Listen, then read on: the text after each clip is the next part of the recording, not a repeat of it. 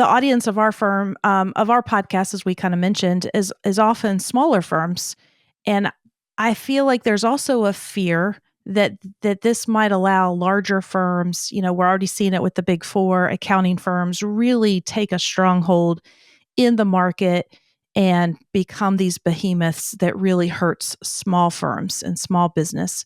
And I'm kind of curious if you've seen any of that play out, or how you've seen maybe small firms react in the UK to stay competitive. It's a great question. And I think that's is true of the UK market as well in terms of those perspectives. I think it is true, and let's go back to the accountancy giants, that it is the mid-market that is probably most threatened. So the Magic Circle firms and the US firms operating in the UK and in London are not facing those same competitive pressures, because they're seen as the sort of the top-end advisors with the high rates and and clients that can stomach that.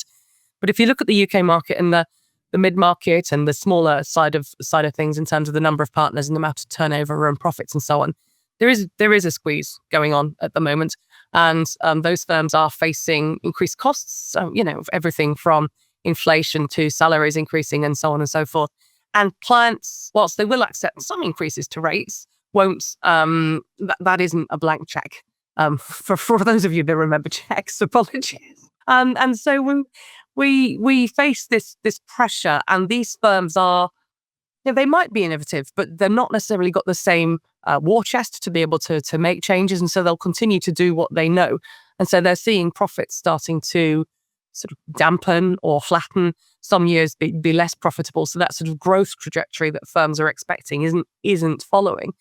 So there is that pressure there. And we're seeing a lot of consolidation in our markets of, say, mid-sized firms, smaller firms merging.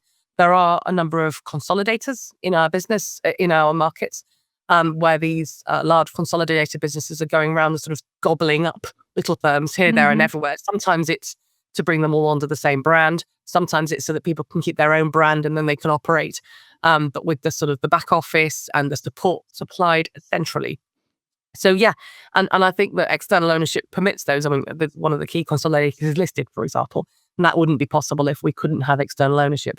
So I think we are seeing that, but it's not just the external ownership which is driving that. It's commercial pressures which is driving that, and external ownership does provide several other options, I suppose, for firms that are facing those pressures. But what I would say, it isn't a panacea. The consolidators, for example, they want to buy a good business, and a good business is not one where the partners have failed to plan for succession properly, or the partners have allowed the clients to sort of dwindle away and to be not competitive and to not know strategically what it is that they're trying to achieve. If they're trying to do all things for all people, chances are they're not doing anything well for anyone. So, it has to still be, the same principles apply. You have to have a well-run business. You have to know what you're trying to achieve. And that's the same whether you're going to be gobbled up by a consolidator, whether you're going to merge with another law firm, or whether you're going to continue to go it alone. Music to my ears, I agree.